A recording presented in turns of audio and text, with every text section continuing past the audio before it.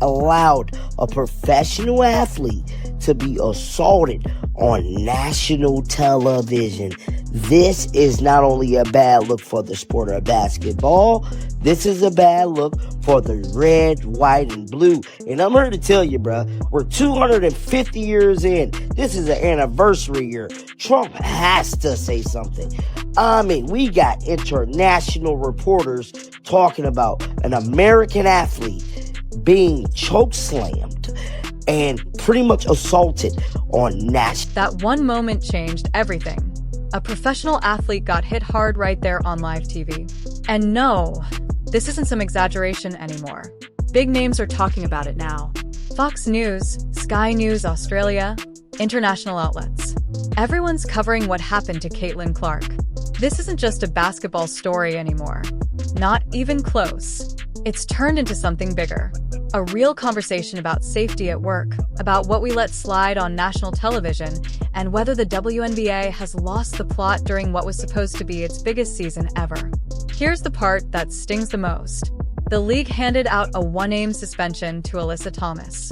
1 game for a forearm to Clark's throat while she was already down on the floor. Think about that for a second. If that happened anywhere else outside an arena, people would call it assault. Plain and simple. And the message this sends, loud and clear. Go after Caitlin Clark and you'll barely get a slap on the wrist. Indiana Fever veteran Sophie Cunningham, who went viral over her finger wagging over this latest incident, is trashing the WNBA for allowing her teammate, Caitlin Clark, to get targeted repeatedly. And then the league apparently really doing nothing to stop it. This type happens every single game to her, and the league and the refs do absolutely nothing about it. They're definitely targeting her, and the league and the refs do nothing to protect her. The WNBA wants a pat on the back for what? Suspending Alyssa Thomas, who did the big fist to the neck thing, for 1 game. That's not going to stop anyone from doing anything. According to her, this isn't rare at all. It happens every single game, not once in a while, not just when emotions run high. Every game, without fail. And the referees, they stay silent every time. Here's where things get wild. Instead of support, Sophie is getting slammed online, just for a small finger wag. Some are even throwing around the word racist for it. Pause for a second and think about that. A player calls out a clear, obvious foul, and she becomes the target. Not the one who threw the forearm, not the officials who missed the call completely. Her. That right there tells you everything about the situation we're in. Speak up against violence, and somehow you catch more heat than the person who actually caused it. And keep in mind, this is Sophie Cunningham. She's tough. She plays physical herself and never shies away from contact. So, when someone like her says players aren't being protected, that hits different. To that league, and they're letting her get pummeled. What is going on here? Here to weigh in is Dan Dockich, host of Outkicks. Don't at me. Dan, why isn't the WNBA doing more to protect? Oh, yes. Did you guys hear him? The WNBA referees are allowing Caitlin Clark to be assaulted. What did I just tell you? This is turning into an American problem, bro. And I'm telling you right now, they're going to try to say this is a race thing. This has nothing to do with race. This is a WNBA referee thing. Now, Dan Dockich is a person that has been very critical of Caitlin Clark this whole season. Stephanie White is his friend. Now, here's the part that's uncomfortable to talk about. Dan Dockich said something on Fox News that a lot of people have been thinking privately, but no one in mainstream sports media wanted to say out loud. He went straight after the WNBA's leadership. His words, let's just say they were blunt. He claimed the league's power structure resents the fact that a popular white straight woman is dominating the spotlight. Now look, those are heavy words, loaded words. But here's the twist. You can't just brush it off as prejudice when the numbers start backing parts of a story up. Let's talk facts for a second. During Caitlin Clark's rookie season, the WNBA crossed 1 million viewers for a single game. Not once, not twice, but 23 times. And get this, in the previous 16 years combined, that number was hit exactly 0 times. She played in 20 of those 23 record-breaking games. That's not luck. That's not hype from the media. That's real measurable impact. And it gets bigger. One economic report found she's responsible for 25% of the entire league's revenue and economic activity. One single player, a quarter of the WNBA's total value. Lesbians. That's a big deal in the WNBA. And if anybody gets offended by what I'm saying, go sit in the corner. Tough, because that is absolute. And it started the moment Caitlin Clark got into the league. And you know what else? You know what, Laura? It's all cowardice. It's all hits from behind like the first one, Kennedy Carter, a poke in the eye when she shoots a jump shot, going to the throat when she's already down. You know, it's one thing, you get a hard foul going to the rim, but these women have been cowards to Caitlin Clark, and it's ridiculous, but the WNBA doesn't do anything because they are afraid of the angry African-American lesbian woman who has dominated that league for years. And there's suggestion that the mere Sophie's pointing at the young woman who put the fist down. Her point was racist. So now you can't point when you see injustice. Only one. Now, here's where things start to connect. Doik brings up something interesting. His wife coached softball for 30 years, and she called this exact situation before it even happened. According to her, some women in sports struggled to watch another woman rise this fast, this big. Now, before anyone jumps to conclusions, let's actually look at what's happened so far. Angel Reese's comments about Clark, Diamond Carrington's activity online, Kennedy Carter's hard hip check, and then there's that comment Diamond made when Team USA was announced. These aren't random, unrelated moments. These are players who don't even know each other personally. Yet the pattern keeps repeating. And no, it's not about race because the league has celebrated white stars before. Players like Breanna Stewart or Sue Bird. It's also not simply about sexuality since players like Brittany Gurrier are widely embraced too. So then what is it really? Ditch's answer: jealousy mixed with resentment. Resentment that someone from outside the league's usual circle is suddenly getting all the attention and all the money. And when you line up everything that's happened over the past 3 years, it's tough to disagree. The pettiness has been obvious. Remember when she was left off an anniversary poster celebrating the league's growth? The same growth she personally fueled? That wasn't a mistake. That looks intentional. Physically pounded because women in sports don't want to see other women succeed to the level that Caitlin Clark is. There is so much pettiness. There is so much jealousy. But the undercurrent of the entire thing from the WNBA side and from the player side is racist and sexism. She's heterosexual. She's white. They can't stand that she has this popularity. And we've seen it for 3 years now. Do you think she's going to stay in the league the way she's being treated and why this is going? Laura, I always think about it. I'm old enough to be her father, and if I were her father, we'd have to look at some options because this is absurd. I don't think the Fever, I'm in Indianapolis, I've been very critical of the Fever front office. They haven't protected her. They haven't done anything. They haven't been out. Here's where things start to feel even messier.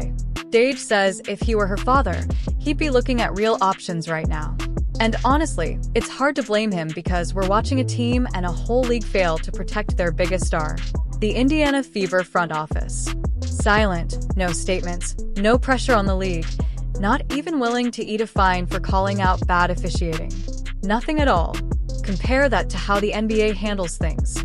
Someone takes a cheap shot at LeBron or Steph Curry and boom, coaches get ejected. Teammates step in, front offices speak up. There are real consequences. But in the WNBA, Caitlin Clark takes a hit to the throat while she's already on the ground. And the team's response is basically, well, that's just physical basketball. That's not protection. That's abandonment. And Dage brings up something even bigger. The officials aren't protecting her either. We've seen it happen again and again. Hits that would be flagrant fouls anywhere else. And the whistle just doesn't come. That's not a mistake. That's a pattern. And patterns like that don't happen by accident. The ongoing situation with WNBA league star Caitlin Clark is absolutely unbelievable. Now, Clark is basically the star of this league, and she has been on the receiving end of an increasing number of blatant fouls that, as far as I'm concerned, look a lot more like assault than legitimate gameplay. And others have been absolutely shocked by the poor treatment Caitlin Clark has received from her very own league, despite her being the big star, the big draw card that makes them all the money. They even excluded her from a recent anniversary poster. And now, her fellow player, Sophie Cunningham, has called out Caitlin's treatment, putting the league on blast. Unfortunately, this type of happens every single game to her, and the league and the refs do absolutely nothing about it. It's been a minute since you got fined on this podcast. I have, but then like you see the videos of like literally kneeing and cheap shotting C in the throat. Like if she did that to any of our teammates, we'd be. But like they're definitely targeting her, and the league and the refs do. Here's something that should stop you in your tracks. An Australian news network, a channel that has nothing to do with American basketball, just ran a full segment breaking down foul calls in the WNBA. Think about that for a second. They're showing clip after clip of hits taken by Caitlin Clark to viewers who probably can't name 5 other players in the league. And their conclusion, the same one everyone else keeps landing on. This doesn't look like basketball. This looks like assault. The host on that segment even admitted she's not a fan of the sport, but said you don't need to be an expert to know talent when you see it. And that's exactly the point. You don't need years of WNBA knowledge to watch a forearm land on someone's throat while they're already down on the floor and know something is very wrong. That's not a basketball play. That's retaliation. And when the league's punishment for it is a single game, they're basically telling everyone watching that it's fine. Now, let's get into the numbers because this is where things stop being an opinion and start being a fact. Clark is on the receiving end of 17% of every single flagrant foul called across the entire league. Let that number sit with you. There are over 140 players in the WNBA. One of them, just one, is absorbing almost 1 out of every 5 flagrant fouls handed out all season. If that's not targeting, somebody needs to explain what targeting would actually look like. Even people who cover other leagues for a living are stunned by it. Analysts who admit they've barely watched 5 minutes of WNBA basketball are looking at these stats and saying there's no other explanation. She's being targeted, plain and simple. And the response some people give is almost worse than the silence. Race gets brought into it. Some players and analysts have openly wondered why a white player is getting so much attention. But here's the answer nobody wants to say out loud. She's getting the attention because she might be the best player in the league. In only her 3rd year, sitting 4th in scoring and 2nd in assists across the entire WNBA. Now, here's the part that really exposes what's going on. Before Clark stepped onto a WNBA court, the league went 16 straight years without a single game hitting 1 million viewers. 16 years, 0 games. In her rookie season alone, that number was hit 23 times. And she personally played in 20 of them. That's not a coincidence you can explain away. That's cause and effect. And it didn't stop there. A massive new broadcast deal got signed. Attendance shot up across the entire league, not just her team. Merchandise is flying off shelves. Players are now flying on private jets instead of commercial flights for the first time in league history. Every single one of those improvements traces back to the attention one player brought with her. She isn't just a talented athlete who happens to be popular. She is the economic engine funding raises for every single player in that league, including the ones throwing elbows at her. So, what should the reaction be? Gratitude, respect, at the very least, professional courtesy. Instead, what we're watching play out in real time looks a lot more like jealousy with a league office that seems too scared of its own player base to actually enforce the rules that would protect its biggest asset. There's a phrase for what's happening here, and it isn't dramatic, it's accurate. They are killing the golden goose. Because if she ever decides this isn't worth it anymore, if she takes her game overseas where she'd be paid more and treated like royalty, the WNBA goes right back to where it started. Empty seats, no television deals, players flying coach, and earning a fraction of what international leagues pay. So, let's connect the dots here because this is bigger than one dirty play or one missed call. This is a league that spent 25 years fighting for relevance, finally found the one player who could change its entire future, and is now watching that player get physically targeted on national television while doing almost nothing to stop it. 17% of all flagrant fouls in the league aimed at one player. That's not basketball variance. That's a pattern. And it's a pattern the officials are enabling through their own inaction. When a forearm to someone's throat while they're on the ground only costs you one game, you're sending a message to every player in the league. Go ahead. Nothing serious is going to happen to you. And here's what makes this so hard to swallow. This is a league that talks constantly about player safety, about building a professional environment, about growing the game the right way. But the moment it actually has to step up and protect its most valuable player from repeated physical abuse, it folds. Why? Because doing something real would mean admitting there's resentment building inside their own locker rooms, and that's a conversation the league clearly doesn't want to have. Think about everything that's piled up over the last 3 years. Snide comments after she made Team USA mockery on social media, physical targeting that started back in college and has followed her straight into the pros, getting left off promotional material celebrating growth that she is directly responsible for. Referees who consistently look the other way when she gets hit.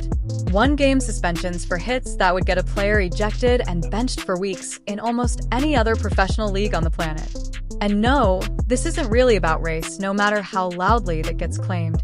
This league has celebrated white superstars for years. Beloved players, respected legends, absolute royalty in the sport. All white. It's not about sexuality either, because the league has zero problem promoting players who don't fit the narrative. Some people want to push. What this actually comes down to is something far more specific and far more uncomfortable to say out loud. She represents everything a certain part of the existing culture didn't ask for. She's from a small market. She plays a style that looks more like the men's game than the traditional approach. She has mainstream crossover appeal most players in this league have never experienced. And most importantly, she's pulling in attention and money that other players feel should belong to them. When you're the most dominant player college basketball has seen in years, when you shatter viewership records everywhere you go, when you get drafted first overall and instantly flip a franchise's fortunes overnight, the reaction from your peers should be respect. Maybe not friendship, but basic professional respect. Instead, we've watched pettiness, cheap shots, and a league office too nervous about backlash to actually stand up for her. And through all of this, the silence from the people who should be defending her the loudest has been deafening. No public statements, no pressure on the league office, no fines eaten for calling out bad officiating, nothing at all. Compare that to how stars get protected in other leagues where a cheap shot brings immediate consequences, ejections, statements, real accountability. Here, the response has basically been a shrug and a comment about basketball being physical. That's not leadership. That's cowardice, and it's putting the league's entire future at risk. So, here's the real question hanging over the WNBA right now. Every uncalled foul, every 1-aim slap on the wrist, every day this goes unrest is another reason for her to start weighing her options. Options that include leagues overseas paying more and treating her like the superstar she already is. If that day comes, everything this league has built over the last 3 years disappears overnight. If this story made you angry, made you think, or made you want to see real accountability, don't just scroll past it. Like this video, drop your honest opinion in the comments, and share it with someone who needs to see the truth. Hit subscribe so you don't miss what happens next, because this story is far from over.